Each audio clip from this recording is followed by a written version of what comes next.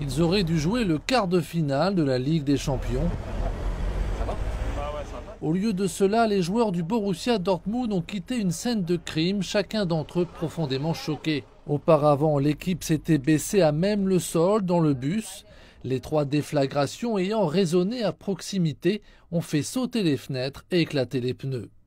La police a déclaré que l'une des meilleures équipes de football européennes était, selon toute vraisemblance, la cible visée.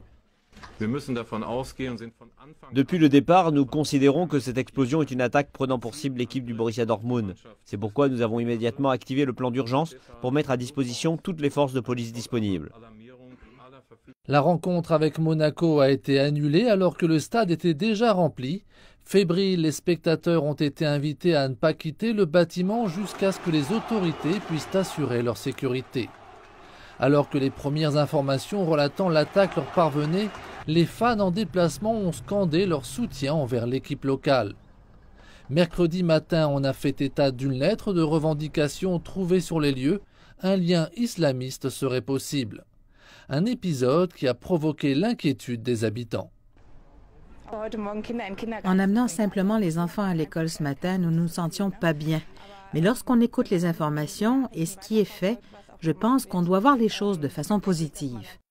Le match s'est déroulé mercredi soir en l'absence du défenseur et l'international espagnol Marc Bartra, hospitalisé après la déflagration avec un os cassé à la main. La hiérarchie du club a d'ailleurs accepté à contre-cœur. D'un point de vue purement technique, c'est possible. La question est de savoir si nous allons ignorer les incidents d'aujourd'hui. Mais que pouvons-nous faire? C'est notre travail. Nous devons essayer. La sécurité a par ailleurs été resserrée, la nature de la menace étant un mystère. Une deuxième revendication est apparue en ligne. Dans celle-ci sont mis en avant les problèmes récents que le club a eus avec des partisans de l'extrême droite. Il incombe maintenant aux procureurs fédéraux de déterminer si oui ou non le lien islamiste peut avoir été fabriqué.